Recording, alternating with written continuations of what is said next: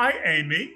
I hadn't seen your dad in about 25 or 30 years until about a month ago, and he phoned me up out of the blue, and we renewed our friendship as we did in the past by playing some backgammon into the wee hours of the nights, just like old times. And we've had a major, major catch up, and he's had remarkable years of living in Africa and being a renowned homeopath and having 19 homeopathic clinics, which is just totally mind boggling.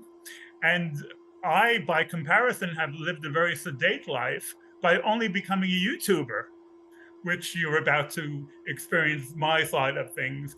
And for both of you, you have had a very steep learning curve by being introduced to Angelina Jordan in the last week or two. Yeah, you really did introduce her to us.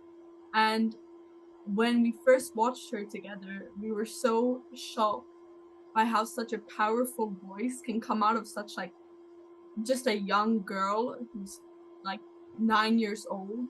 It was so mind blowing. And then in comparison to listening to her talk in interviews and having such like a quiet voice and speaking very calmly, and then suddenly hearing her sing, it's wow, mind blowing. Well, it's a bit of a treat for me and all of the other Angelina Jordan fans because most of us are like your dad's age. Most of us are like 50 or 70, and we really do not have access to the opinion and the view of a contemporary of Angelina. We do never ever get to hear the opinion of a teenager, someone who's the same age. Angelina was born in 2006 and you were born in 2007. 6, yeah, same year. Okay, so you're virtually the same age as Angelina.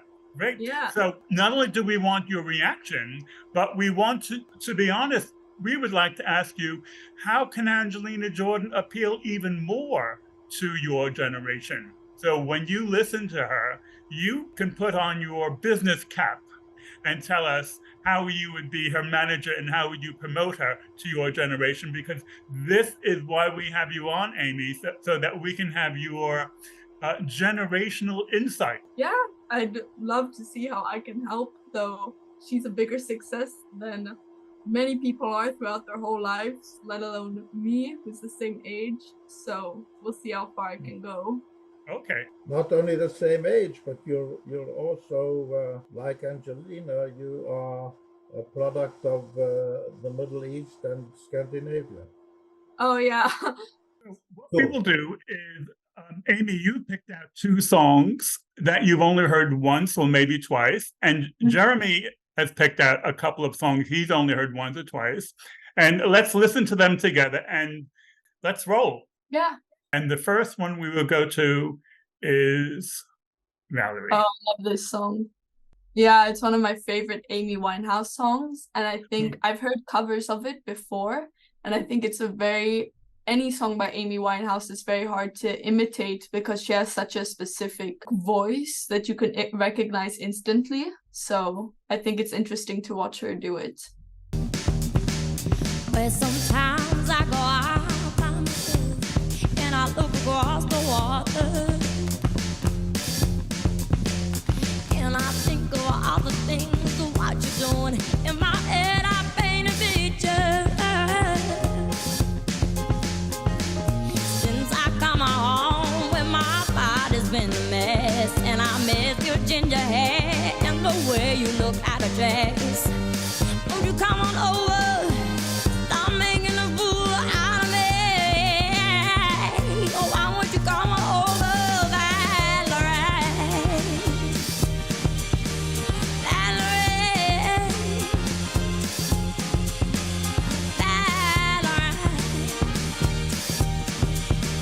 Valerie. Did you have to go to jail? Put your eyes up on the stairs. Did you get a good yeah? I hope you didn't. It's so soulful. Like there's so much passion in her voice. It's so cool to hear because it's not a normal thing. Like there's people in my grade or in my class who also really love singing, but to have that, like, it's like coming from the chest. You can hear it coming from her chest, and it's so powerful, and it puts you in a trance listening to her. It's really, really cool. Well, I've been in a trance for 3 years, and this is my full-time hobby. I only do Angelina Jordan videos. It's like my 9 to 5, so Yeah, understandable. Like, it's just amazing to hear, and like, it sounds a bit like Amy Winehouse. There is a similarity, but she also has such a unique style that you can differentiate, so that you can see that this is her, like, that you can recognize. It's really incredible. Yeah, because a lot of people who know her say that she sounds like a cross between Amy Winehouse and Adele, but she's very distinctive, and she does so many different genres and so many different styles, as we are about to hear. Let's carry on. Are you shopping anywhere? Change the color of your hair. Are you busy? Did you have to pay the fine that you dodging all the time? I used to dizzy. Since I come home, where my body's been a mess, and I met your ginger hair and the way you look like a dress. Won't you come on over? I'm making a fool out of me. Oh, why don't you come on over, Valerie? Valerie. Valerie. Valerie. Well, sometimes I go out by myself and I look across the water.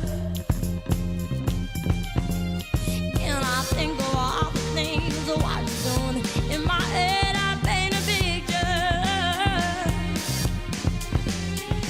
Since I come home, when my body's been a mess, and I miss your ginger hair and the way you look out of dress.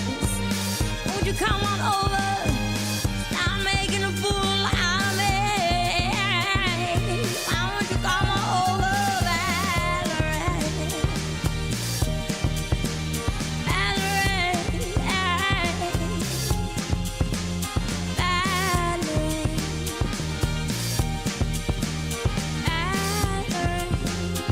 Wow, it's such a nice combination of a smooth singing voice and the roughness in it.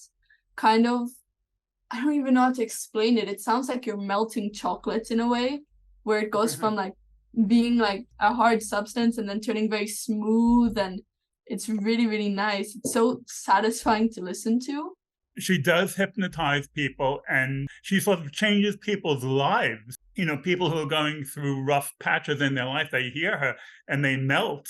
And it's almost like medicine. It's almost like a homeopathic dose of what she does sometimes with her voice. Actually, I know you've picked out some songs, but let me surprise you with another Amy Winehouse song that she's done, which I'm sure you haven't heard yet.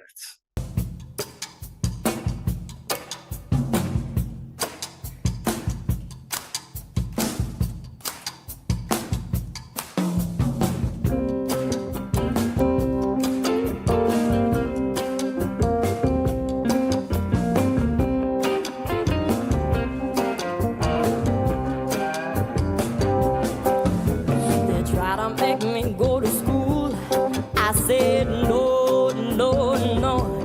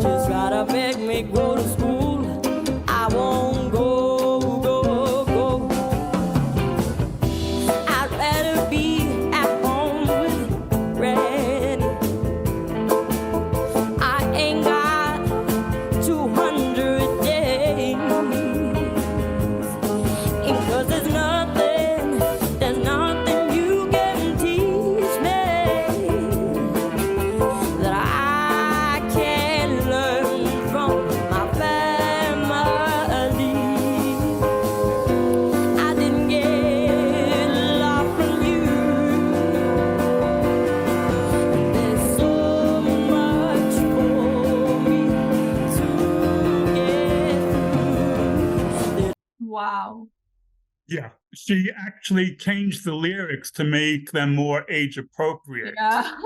Her family at the age of 10 or 11 did not want her to be singing about rehab. So she I was can imagine. talking about back to school instead. But she's incredible because when she was like 2 and 3 years old, on YouTube, she was listening to Billie Holiday and Louis Armstrong. So she had very, very early jazz influence, and it really, really shows. Yeah, you can really tell that like she has a big influence from that art from those artists. Yeah. The homeopathic term is constitutional. She's had the constitutional influence. Okay. Now, Jeremy, you picked out the next one, and I put a spell on you. Is amongst her community, this is one of the ones which you always introduce to new people, just to knock them out of their chair and blow their socks off. I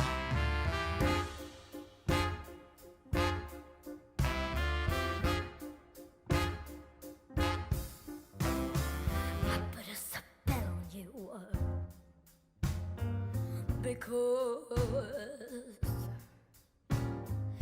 you're mine.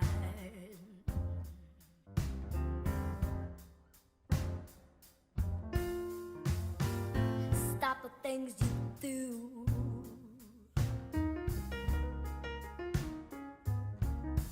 I ain't lying. I can't stand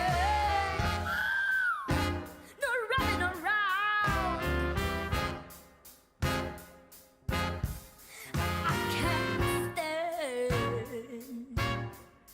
no putting me down. I put a spell on you because you're mine.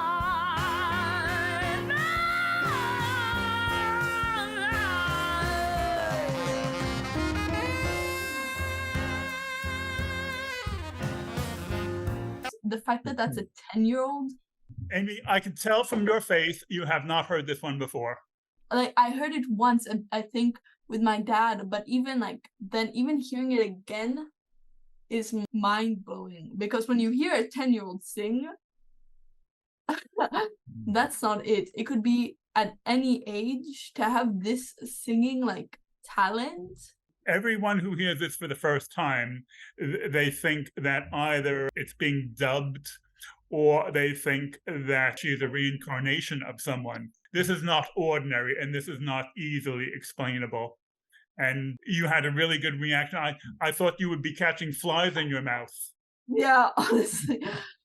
My dad is like, he knows more about this era than I do, so I think that he can say his opinion on it better than I, but I know this is just crazy because I can tell you the kids in my class can't sing like this. Majority of people can't sing like this. Yeah, we're talking about 1 in a billion here. She's 9 years old, and she's done about 190, 200 different songs, and she covers every style, and it's really, really remarkable. Let's hear more of this because this whole song just develops and develops, and it's just great.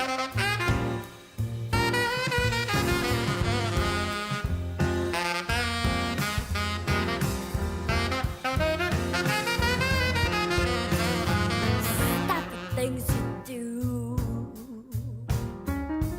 Hey, what's up? I ain't lying.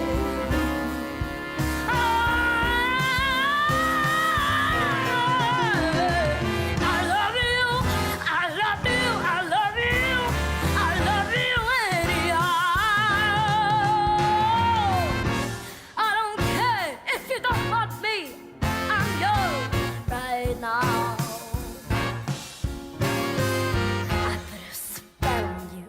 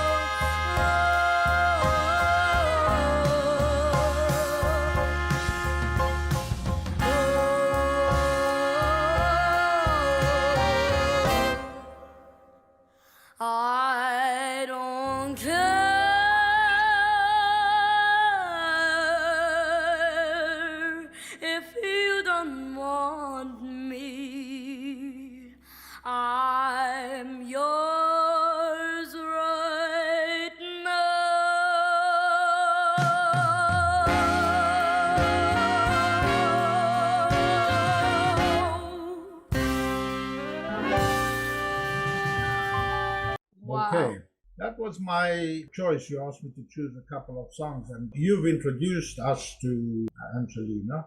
So I looked through the list of songs. I didn't see 192, so I need to find that list. But anyway, I chose that because I know it from a few genres back. I think it was written by Screaming Jay Hawkins. Yeah, that's the original. Probably in the 50s. And remember a few male singers singing it, and it was always a powerful song. I haven't read up on it, but I if I'm not mistaken, it was Nina Simone version. Also, yes. That was the one that I always identified with. And so it comes to, the power of the female voice, a hugely powerful female voice. You've heard Amy, and I'm not a musician, and I'm sure you know a lot more about it than me, but look at it a little bit from the point of view of a homeopath. Analyze, dissect, and synthesize souls and characters. And I think the most remarkable thing, and the thing that will stop people dead in their tracks and make Amy catch the flies with her mouth is is the contradiction. It's the contradiction between how she looks and what is coming out of her mouth. If she came on the scene out of the blue, she wasn't there, and she appeared at the age of 36, you'd say fantastic, new talent, new voice, wonderful, let's record her, everything else, but you wouldn't be spending 3 years doing podcasts 9 to 5 because there's, with a lot of followers. And I think that's where it lies at the moment. It lies in the fact that it seems to be to us a mismatch between soul and body. Obviously, the soul is a bit that's singing. And you could take 1 million singing lessons and not sing with that kind of soul if you didn't have the soul. Now, there's a saying that you've got to suffer if you want to sing the blues. And that means that kind of singing, that kind of pain, grit, power, a range of emotions, it does not come with a child. It comes from somebody who's had a good few disappointed loves, couple of suicide attempts, and 3 or 4 obligatory divorces, and been through the mill. And this young, pure, beautiful girl doesn't seem to have had that in the life. So like Amy said, it's like incarnation of somebody. It's my work to read and put things together and to say, okay, what remedy is that? And, and then I can understand further things from that. But it gives me insight for 2 other things. One is the empathy and the benevolence, because that comes from a feeling of not feeling I am me and you are you. This is mine and that's yours. These are my shoes and those are your shoes, and they don't belong to you, so don't take them off me.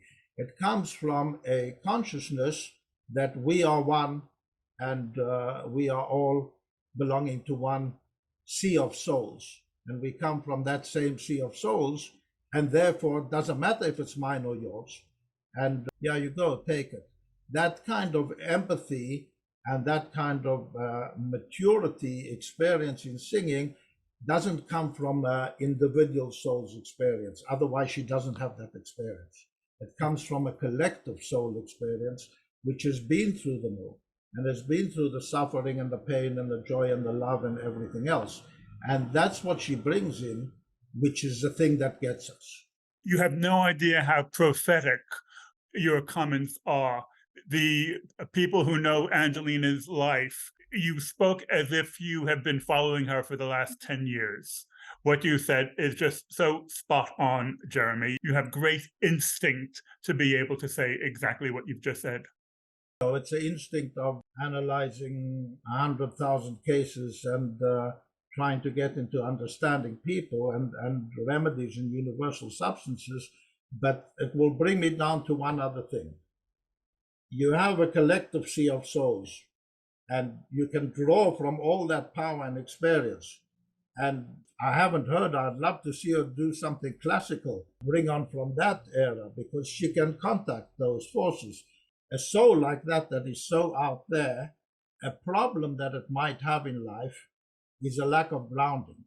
because it's connected to the world of the soul. The world of the soul is a world that needs to be pulled down onto earth in its incarnation, and to connect. And that singing barefoot, it's like, when you have the grounding on the electric circuits, it's something that allows her to bring down that power in a very physical way. If you look there's some videos you'll see on YouTube, where people measure the electric current through their body, and when they're standing on the ground, barefoot, or when they're standing with shoes. When you're standing with shoes, it doesn't flow. When you're barefoot, the power can flow through you, and that amount of atomic power that flows through her, it would be difficult for her to contain if she wasn't barefoot. You see with every song what she's doing with her feet, because she's saying, flow through me and go into the earth, because otherwise I might explode here. Good point. Let's carry on. Amy, it's over to you now, because we have up next an Adele song. You have a choice. We can either hear A Million Years Ago, or we can hear Easy on Me. Which one do you prefer? I'm a big fan of A Million Years Ago. Let's go with that one. Okay. I only wanted to have fun, learning to fly, running to run.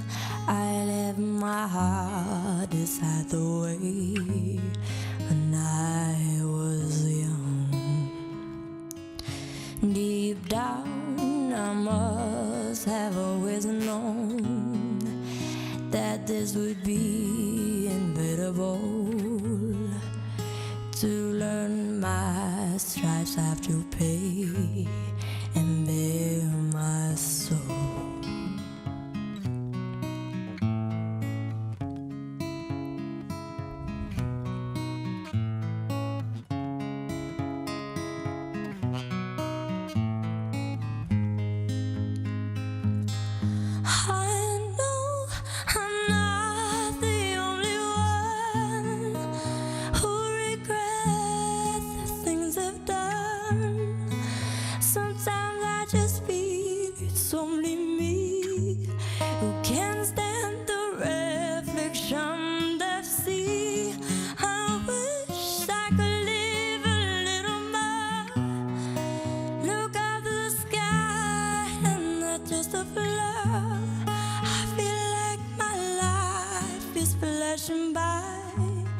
And all I can do is watch and cry. I miss the air, I miss my friend, I miss my mother, I miss it when life was a party to be thrown. That was a million years ago. Million years ago, when I walk around off the street where I grew up and found my feet, they can't look me in the eye. It's like they're scared of me. I tried to think of things to say, like a joke or memory, but they don't recognize me now in the light of day.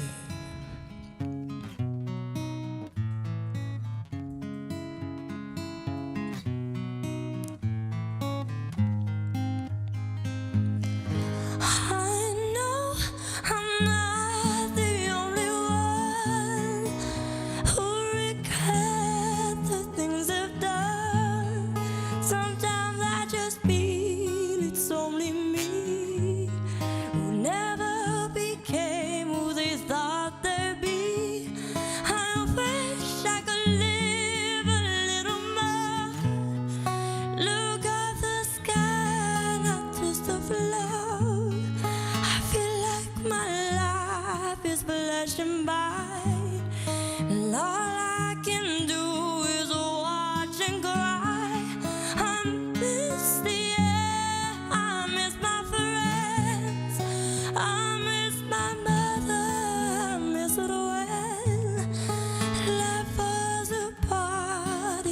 we throw. But that was a million years ago. A million years ago. Wow. I think it's stunning to listen to. I don't even know how to describe this because in her music that we listened to before, it's very much blues where she sings in a very low pitch.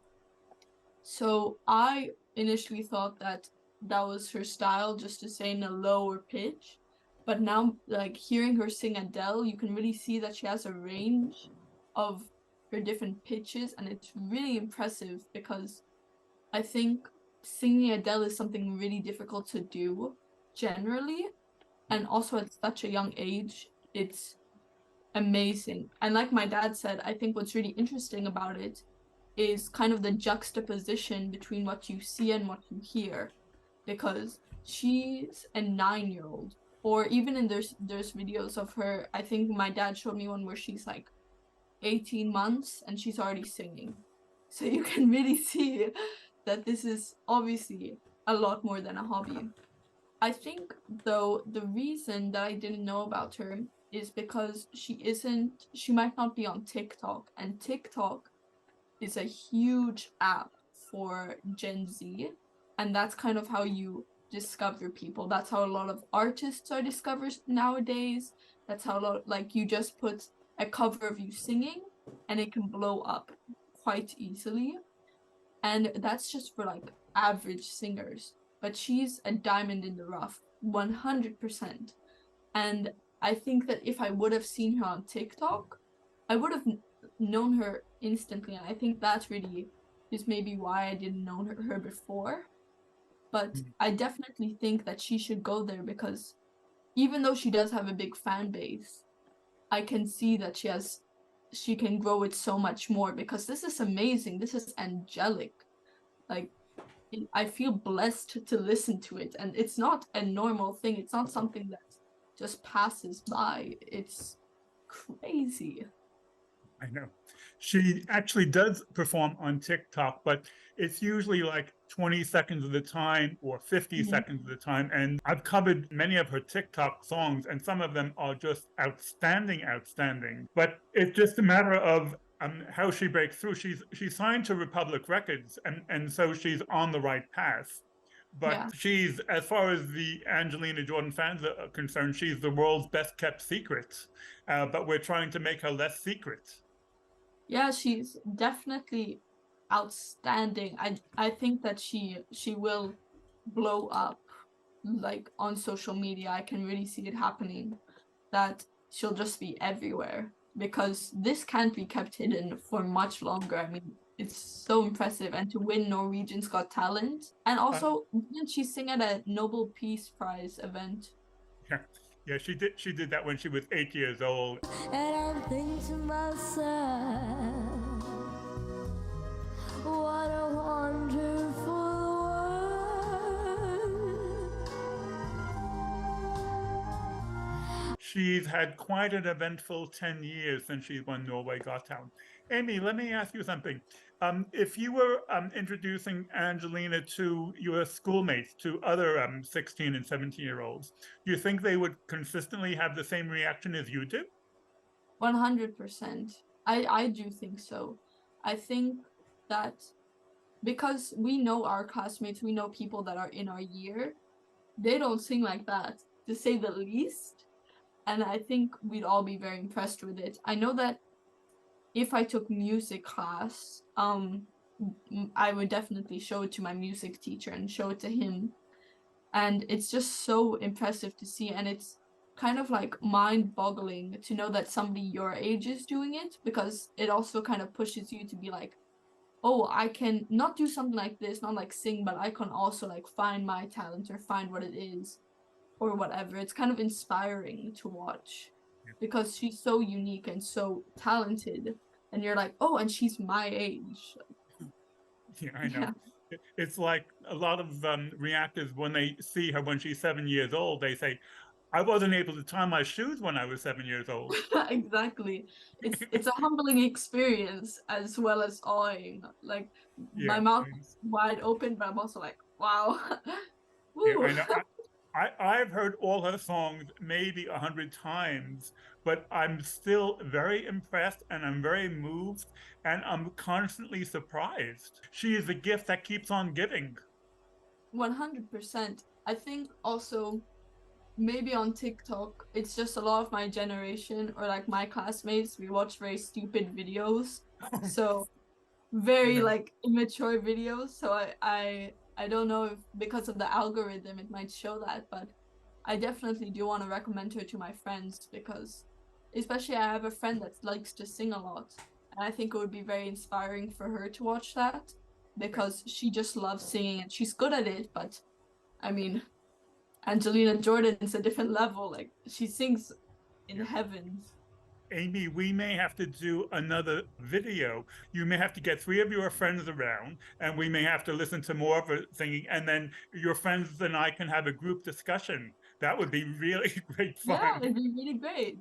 Yeah, that would be great fun. Okay, Jeremy, we have one more that you picked out, which is a bit of overlap for your daughter because it's an Amy Winehouse song. I mean, I like a lot of genres, but I'm a blues, rock and roll fan. I like Back is Black. I like that.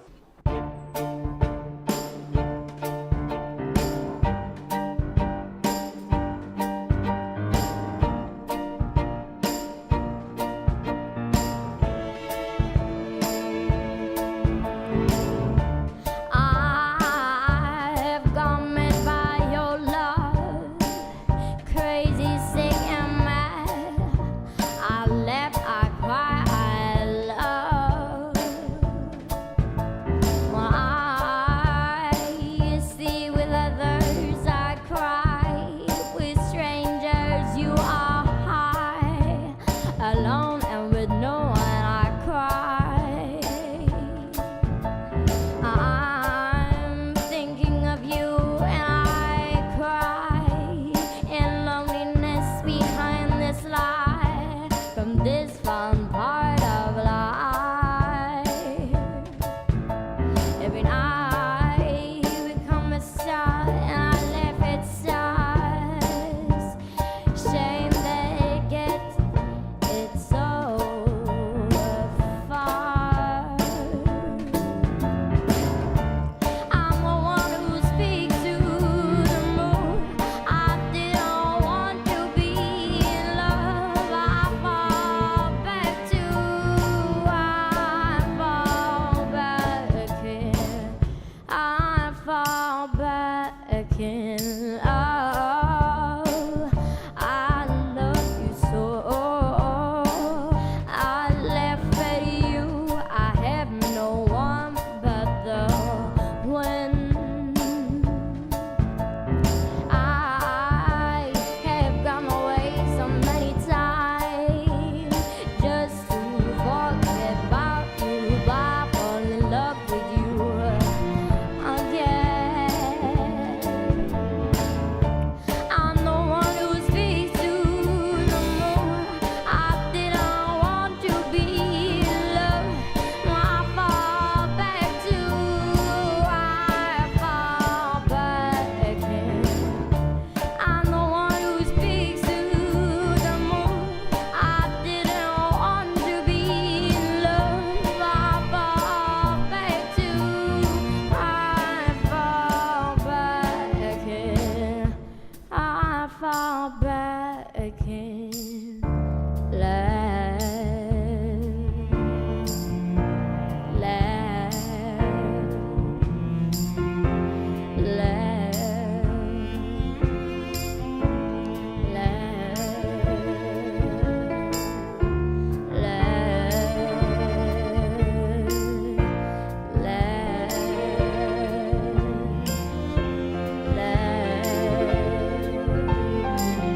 I still laugh at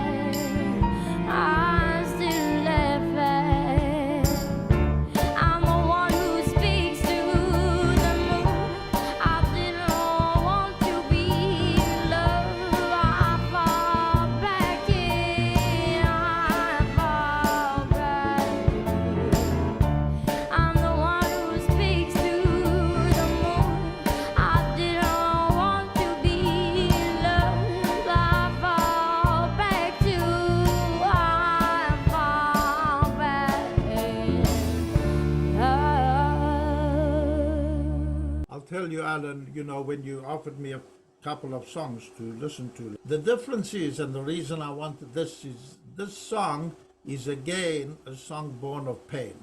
And it's her ability to express that also, because, Amy Winehouse, I think she wrote this as a reaction to her husband leaving and coming back, and this was kind of the place where she started to fall into difficult times, that obviously she had the potential for the alcoholism and the drugs. And Amy Winehouse, her tragic end, it's not definite if it happened only as a result of personal disposition and circumstances, or if there was a lot of pressure from outside forces that were trying to take her growing empire over. She came like a baseball player or a football player who would be pressurized, and people would try to own them. And I think she tried to withstand those forces. It's a danger for Angelina, and I was happy today to see in that little biography you did that she has an uncle that is kind of looking out for her, because the problem can be, especially at such a young age where she's totally mature in her singing, but in her personality it's easy. These forces know how to manipulate and steal and coerce people, anybody really. It's not difficult. She really needs, as well as putting out there, like Amy says, Amy's giving advice of how to help promote her. I'm saying protect her as well, because she needs that protection, even though she's got a grandmother and a mother and an uncle and all those good forces. It's a dangerous world out there. The other thing that I find interesting to look at is her behavior, not while she's singing, but between the singing, because it's, they say you shouldn't only look at the leaves, you should look at the space between the leaves. And it's between the singing that she goes back a little bit to her girlishness. She's, the moment her mouth is open, out comes the powerhouse, and then she's going back, not to being a little girl, but she's in extreme calm. And her body movements are interesting, it's not typical for a soul, rock and roll, blues singer of that power. It's another little contradiction that is just interesting to watch. Anyway, I would say she's not a singer, she's a phenomena. It's a different magnitude of thing. Johnny Cash gave his guitar to Bob Dylan 50 years ago as a token. I'm not a guitar player, I don't have a guitar, but I give my time to Angelina Jordan instead. So I'm sort of doing what Johnny Cash did with Bob Dylan. It's been really, really interesting because Angelina Jordan, as you use the E word, Jeremy, you talked about empathy. And this is really the challenge for all of us, trying to imagine what it's like to be in another person's shoes, to see something through another person's world. This is why it's wonderful to have Amy with us today, because Amy is 16 going on 17, and it's really, really difficult for us to imagine what it's like to get into the head of a 16 and 17-year-old. And Amy, you've been great. You articulate almost as well as your father does. And I have to take my hat off to Jeremy, because as difficult as it is to get into the head of a 16-year-old, Jeremy has just finished a book, The Noble Adventures of Beryl and Carol, where he gets into the head of a 12-year-old, and he writes this wonderful, wonderful adventure. And I read this book in 48 hours. I couldn't put it down. And I immediately thought, right, I want to do the casting for this book when it comes out in a movie. So the first question I have to ask is, Jeremy, how did you manage to get into the head of a 12-year-old? I think the first and easy answer is, I've got 6 kids, gorgeous kids, and 4 of them are daughters. And for me, they think that the present I gave them is telling them a bedtime story every night, but actually that was the present they gave me, because, it was just so much fun. For me, it was a special moment always, having alone with them, not running around schools, shoes, bags, sandwiches, and just going with my imagination wherever I wanted to go. But bringing up 4 daughters, you look with fascination as a father, and you know how fathers get besotted with their daughters, and they can wrap them around their little finger. And it's like looking what's going on with them. What do they like? What do they play? I like to look at them, playing in the garden especially, and then I'd see, you know, there's nothing they like more than a little house. For instance, I learned that their own little cozy house where they have, and I remember with Amy specifically, we built a little pool which became a sand pit, and I remember Amy cooking mud cakes in a pot, and we would be discussing, what kind of dishes we were making from sand and mud, and how the witches would come, and we'd feed it to the witches, and all kinds of stuff like that. So it's from watching and enjoying and playing games and going for walks and stuff like that. I also had 2 sisters when I was a kid, so, but I'd say another part of it is, again, being a homeopath, because our game is understanding people and understanding kids, and I see a lot of kids.